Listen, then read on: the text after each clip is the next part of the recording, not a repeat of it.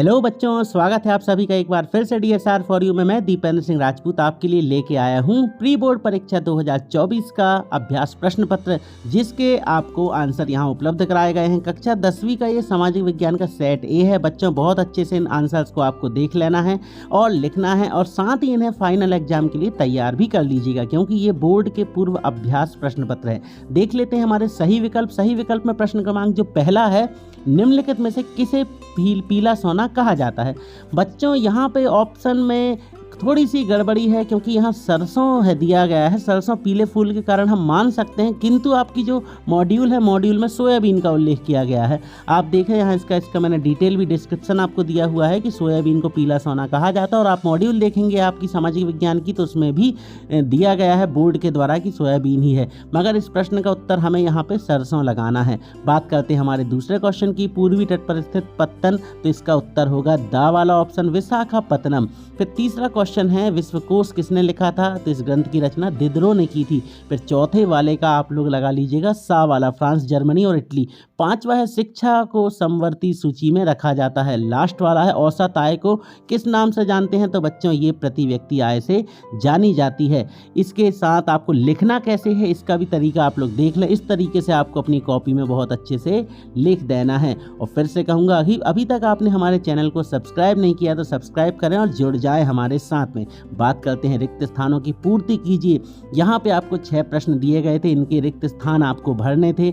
6 के 6 प्रश्नों का उत्तर मैंने इस पेज के माध्यम से यहाँ लिख दिया है। ये देख लें आप लोग, इनको नोट कर लीजिएगा। पहला अजैव संसाधन, दूसरा महुआ और कदम, तीसरा फिर तीसरा ही है, चौथे का यूरोप और पांचवा संयुक्त राष्ट्र संघ, और छठवा है मनरेगा में 100 दिनों का रोजगार दिया जाता है। बारी आती है सत्य असत्य की।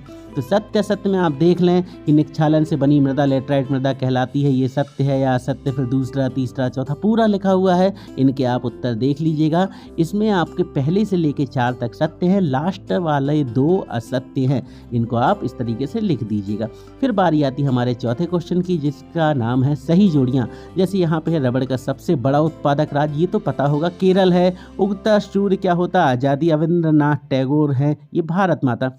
देखें, इनके उत्तर भी यहाँ पे मैंने लिख दिए हैं आपके सामने। तो इनको आपको same to same as it is जैसे मैंने लिखा है इसी तरीके से साफ सफाई के साथ आपको लिखना। और सही जोड़ी तरीका लिखने का बेटा ये तरीका यही होता है। पहले स्तंभ ए में प्रश्न लिखें, फिर स्तंभ बी में आपको उनके उत्तर लिख देने हैं। बारी आती है एक शब्द या एक वाक्य में उत्तर लिखने के लिए। अब टिहरी वाला आंदोलन, बच्चों यहाँ पे पुस्तक में दिया है मॉड्यूल में, बीज बचाओ आंदोलन और चिपको आंदोलन दोनों दिए हैं, तो आपको यहाँ पे दोनों ही लिख देना है, चिपको आंदोलन और बीज बचाओ आंदोलन। ये पहले प्रश्न का उत्तर, और बाकी पूरे प्रश्नों के उत्तर आपके सामने लिखे हुए हैं, आप इसको नोट कर सकते हैं। बारी आती हमारी अब प्रश्न उत्तरों की। सबसे पहले आया प्रश्न, एजेंडा 21 क्या है, इसके मुख्य उद्देश्य लिखिए। तो पहली स्लाइड में आप देखें, ये एजेंडा 21 की डेफिनेशन दे दी गई है कि 1992 में ये ब्राज़ील के शहर में, और फिर इसके उद्देश्य दे दिए गए हैं। पहला उद्देश्य ये है और दूसरा उद्देश्य ये पूरा चल रहा है। स्क्रीनशॉट ले लें आप वीडियो को रोक करके। बारी आती है हमारे 7वें प्रश्न की, पारिस्थितिक तंत्र किसे कहते हैं। तो इसका उत्तर मैंने हाथों से लिख दिया है कि भौतिक पर्यावरण और उसमें रहने वाले जीवों के सम्मिलित रूप को पारिस्थितिकी तंत्र या परितंत्र कहा जाता है। ये बहुत अच्छी डेफिनेशन है, इसे याद कर लीजिएगा। बारी आती हमारे अगले क्वेश्चन की, 8वें का, अथवा देश में पहली रेलगाड़ी कब और कहाँ तक चली थी। तो बच्चों, भारत देश में पहली ट्रेन 16 अप्रैल 1853 को बम्बई, जो आज को मुंबई कहते हैं, उससे मुंबई से थाने के बीच चली थी। फिर 9वां प्रश्न है, कच्चे माल के आधार पर उद्योग। तो बच्चे, उद्योग होते हैं 3-4 प्रकार के, देखें आप यहाँ पे। पहला है कृषि आधारित उद्योग, फिर दूसरा खनिज आधारित, फिर वन आधारित उद्योग। तो 3 प्रकार के होते हैं, और इनके उत्पाद भी लिखे क्या बनाया जाता है। फिर अगला प्रश्न है, अल्लूरी सीताराम राजू कौन थे। देखिए, थोड़ा वीडियो में फास्ट चला रहा हूँ ताकि आपका टाइम वेस्ट ना हो, आपको इसको देख लेना है। ये जो डब्बे के अंदर आ रहा है क्वेश्चन नंबर 7वें का आंसर, ये पूरा वही है, अल्लूरी सीताराम राजू के बारे में। फिर बारी आती हमारे अगले प्रश्न की। हमारा अगला प्रश्न है, यूरोप में सब लोगों के जीवन पर आलू का क्या प्रभाव पड़ा। एक बार आलू की क्या हो गया, अकाल पड़ गया था, जिससे क्या हुआ, यूरोप में लगभग 10 लाख लोग मर गए। ये उसी के बारे में पूरी जानकारी है कि आलू के कारण यूरोप में भुखमरी से बहुत सारे लोग मर गए थे।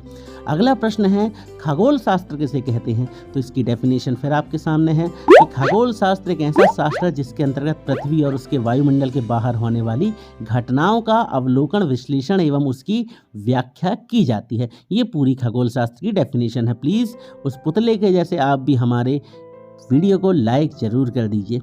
फिर बारी आती है अगला प्रश्न, गुटेनबर्ग की छपी पुस्तक बाइबल की कोई दो विशेषताएं लिखिए और पांडुलिपियां क्या हैं। देखिए यहाँ पे इस एक ही स्लाइड में दोनों प्रश्न के उत्तर, पहले ऊपर ये पहले वाले बॉक्स में पांडुलिपियां और दूसरे वाले बॉक्स में गुटेनबर्ग की छपी पुस्तक बाइबल की दो विशेषताएं। आपको जो अच्छा लगे वो उत्तर आप लिख सकते हैं। इसके बाद बारी आती है हमारे प्रश्न, नारीवादी आंदोलन क्या है और महिलाओं का राजनीति में प्रतिनिधित्व से क्या तात्पर्य है। इन दोनों प्रश्नों का उत्तर भी एक ही स्लाइड में देखें, पहले ऊपर वाली स्लाइड में नारीवादी आंदोलन आ गया और नीचे वाली स्लाइड में महिलाओं का राजनीति में प्रतिनिधित्व से क्या आशय है। दोनों प्रश्न के उत्तर हैं, जो आपको अच्छा लगे बच्चों वो लिख दीजिएगा। बारी आती है हमारे अगले क्वेश्चन की, जो है प्रश्न क्रमांक 15, जवाबदेही सरकार क्या है और वैध सरकार किसे कहते। इसका भी उत्तर मैंने एक ही स्लाइड में दोनों उत्तर दे दिए, क्योंकि एक ही पेज में मुझे दोनों उत्तर मिल गए, इसलिए मैंने दोनों के दोनों उत्तर आपके सामने यहाँ प्रस्तुत कर दिए हैं। देख लीजिए, आपको जो अच्छा लगे वो लिख दीजिएगा। अगला प्रश्न है, संगठित क्षेत्र के अथवा वाला कार्यों के आधार पर अर्थव्यवस्था को कितने भागों में, तो ये बच्चों 3 भागों में बांटा गया है। कौन कौन से हैं? प्राथमिक क्षेत्र, द्वितीयक क्षेत्र और तृतीयक क्षेत्र। 3 प्रकार से अर्थव्यवस्था को वर्गीकृत किया गया है। अगला प्रश्न हमारा, मुद्रा का अर्थ और वस्तु विनिमय से क्या आशय है। इसको भी मैंने एक ही स्लाइड में दोनों को आप देखें, वस्तु विनिमय है ऊपर और नीचे है मुद्रा की डेफिनेशन।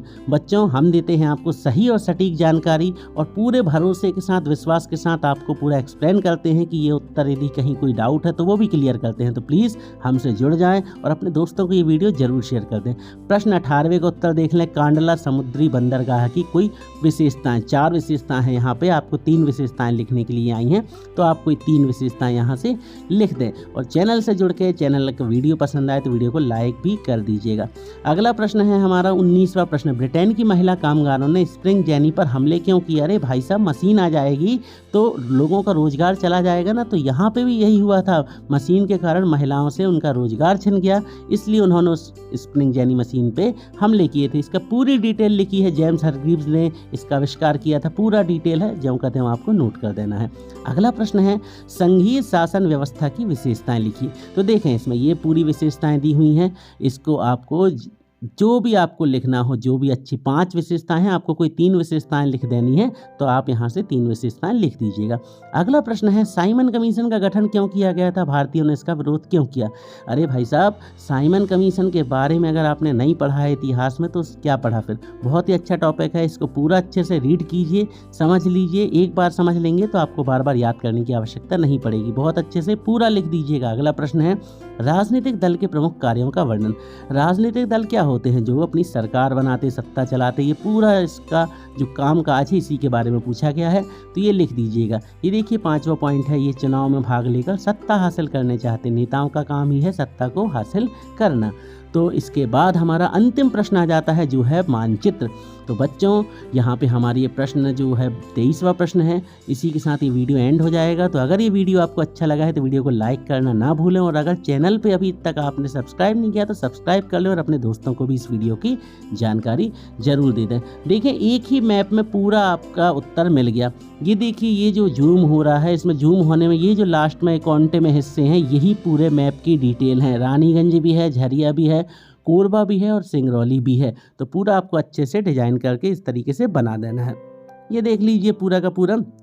मिलते हैं बहुत जल्द हम अपने अगले वीडियो में कोई और नई इन्फॉर्मेशन के साथ। तब तक पढ़ते रहिए, बढ़ते रहिए।